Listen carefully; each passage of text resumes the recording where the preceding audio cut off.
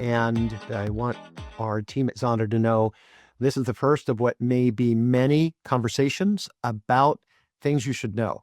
And the concept of what we're going to talk about today has to do with some of the work that our education team at Zonda has been doing and some of the shifts, generational shifts, demographic shifts, and ultimately land use shifts that heretofore weren't really connected.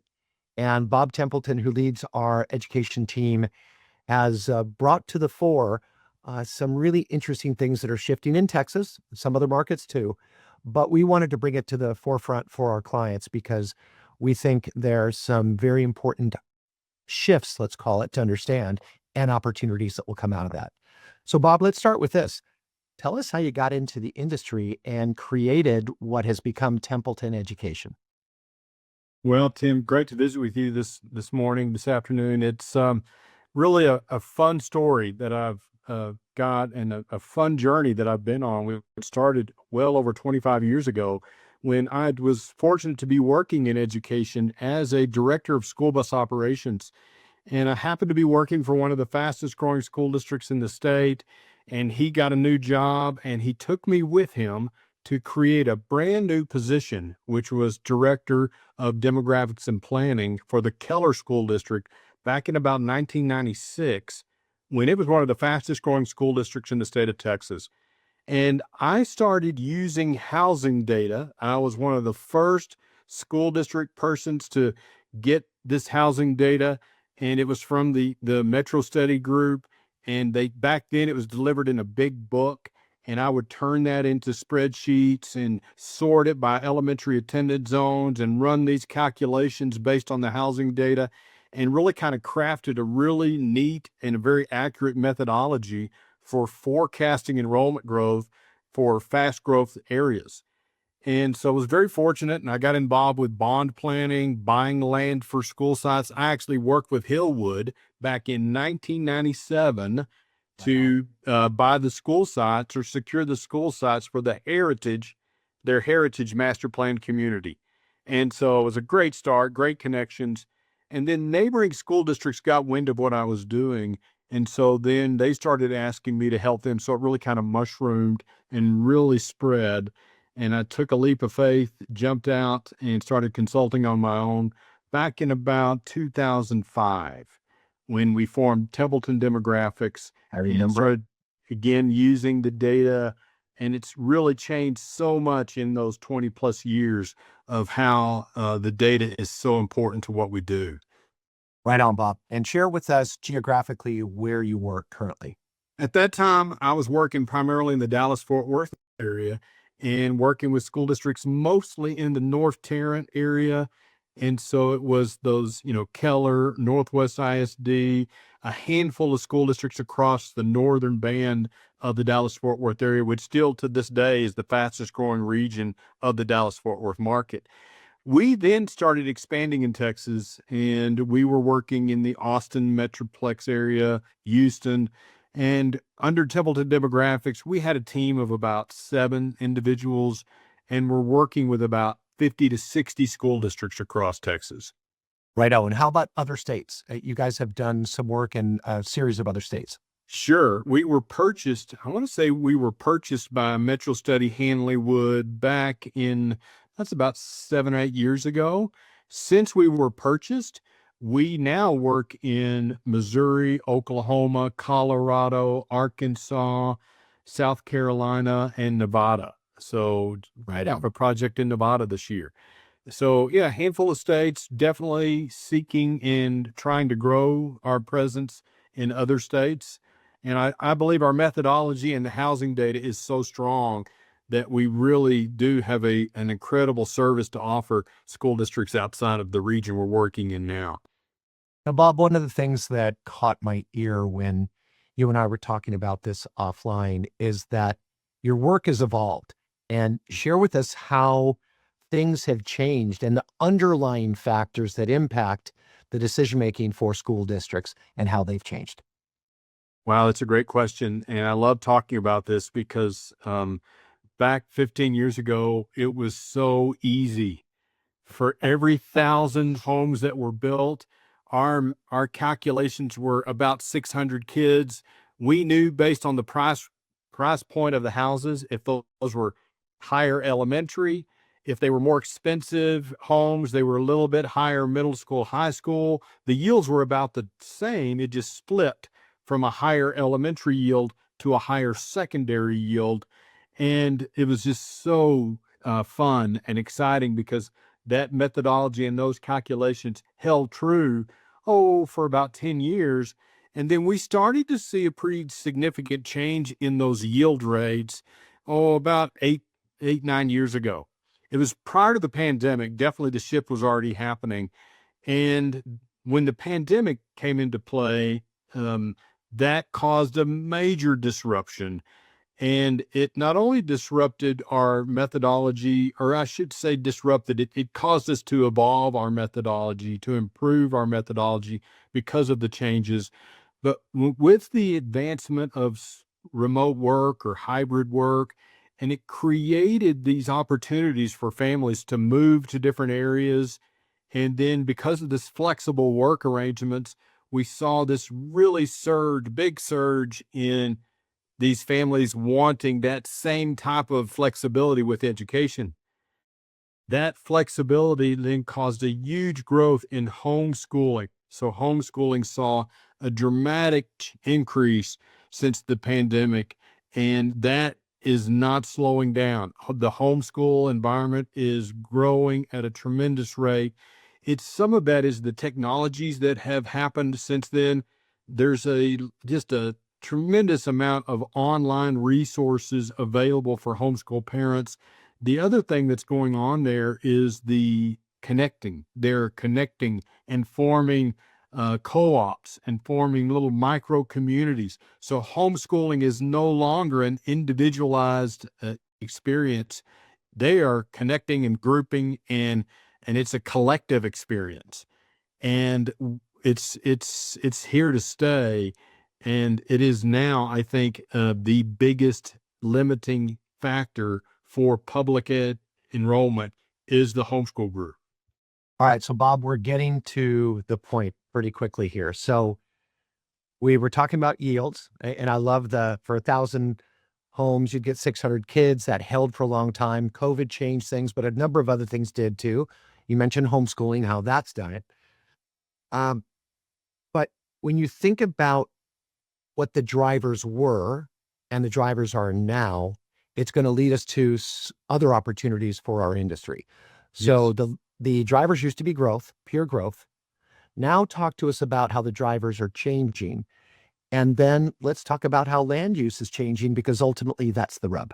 That's what we want our clients to be thinking about. Yeah, this is very interesting because when we started our business, literally 100% of what we did was helping school districts plan when and where to build schools. And we were a part of all the discussions with our clients regarding master plan communities. When these master plan communities would come into the picture, the school districts would ask us, well, what do we need? How many seats do we need to be able to prepare for based on this master plan community? Does it warrant a school site? Or how many school sites? We've got some master plan communities in Texas that are 12, 15, 17,000 lot master plan communities. Right. And those particular master plan communities, we're not talking about one school site. We would be talking about 2 to 3. And so now today we're doing as many projects helping school districts close schools as we are helping them open schools. And so the dynamics have really changed to where the growth is still there. We still have fast growth areas that are needing to build schools, but there's so much competition. And when I say competition, it's the competition between charter schools, between neighboring school districts that are now competing against each other. It's also the online school programs. And now in Texas, they've passed the voucher bill. So we're going to see a real surge in private school enrollments, which is going to further erode the public school enrollment. So now, as you know, we're helping school districts with the side of the equation that's closing schools. Now, when we're working and thinking about these master plan communities, now we need to be thinking about, okay, what type of district is this master plan community located in? So there are still school districts that I would classify as destination school districts. These are school districts that have very high academic performance, or they may have very high athletic, fine arts performance. And there are still lots of communities that are destination school district communities where families buy their homes based on the school district. So then those communities, those master plan communities, do still have the need for consideration for school sites. Now, these school districts that are not destination school districts, we do have the ability to kind of identify those. You can identify them by the transfer patterns. Destination districts always have more kids transferring in than transferring out. That's one way to spot a destination district. So school districts that aren't destination districts, they still may have these master plan communities coming in, but these school districts are trying to balance the underutilized buildings, the areas that may have some growth. It's a very complex facility planning picture. And so in these cases, some of these master plan communities may want to consider a community building, a joint use, mixed use, and I'm wrestling with the term to use there, or really my thoughts around that are, there's always the need for community groups to gather. These could be religious, they could be social, they could also be educational for that homeschool group. So I think, Or they could be all the above, right, Bob? All They the could be above. all the above, depending on how and when they're used. That's right. Yep. Well, and that's a key takeaway, is that, certainly from the master plan community standpoint, but even I'd argue from an infill standpoint, there's a transitional use that we could look at some of the old office buildings, or, there's a series of things there. But I want you to take us home now with the idea that with this shift we've seen, where you used to talk about opening schools, now you're thinking about some closing schools, and the competition with charter schools, neighborhood schools, online, and vouchers for for private schools. There's going to be a shift in land use. And so that's what I want you to take us home with. Bob, what are some of those opportunities for the entrepreneurial builder, developer, home builder, commercial developer, anybody that's creative, thinking about, hey, there's activity around here and now we have a hole in the donut?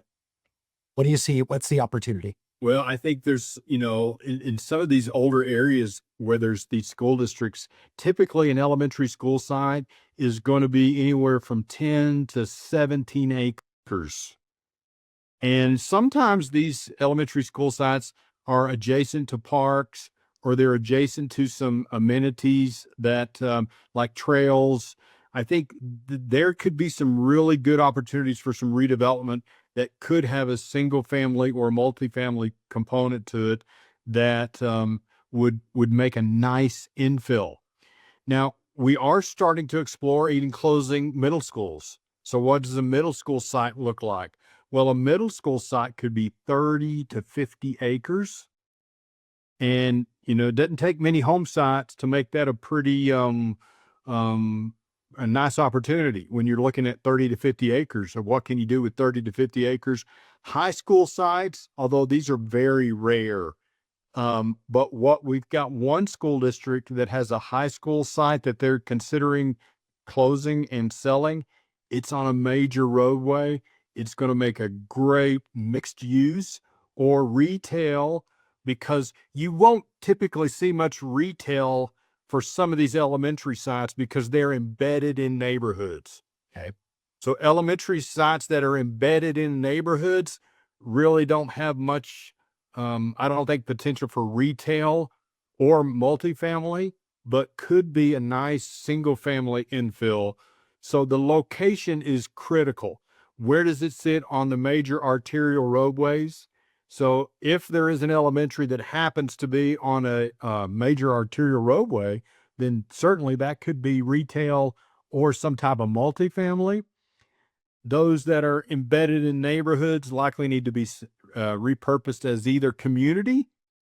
There's going to be a lot of those folks that are going to want it to be a community facility of some sort. So, Bob, on the high school sites, how large are those typically? 100 to 120 acres. Well, I'll tell you what, even if you're talking about 40 or 50 acres on a middle school or 100 plus acres for high school, those can be mini master plans. I mean, that's a pretty good opportunity. Yes. Well, Bob, here's my wrap up because, you answered the questions. There are interesting opportunities because of the shifts that you're seeing. And Bob, you mentioned to us that yield rates for the number of kids that we expect for the number of homes is shifting, and it's shifting for demographic reasons, political reasons, financial reasons, because we're also seeing the voucher system come in and be more and more present. Ultimately, you'll continue leading our charge for where and when to build the schools and how they relate to larger communities.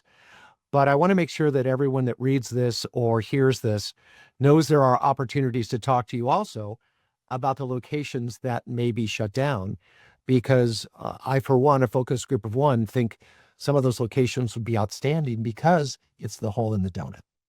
Yeah, certainly. We love what we do, and we love thinking outside the box and trying to figure out solutions. We'd love to visit with, developers about, okay, does this make sense for a school, or does it make sense for some other type of community facility? Versus also, we can help them kind of get an understanding of the school district that they're working in.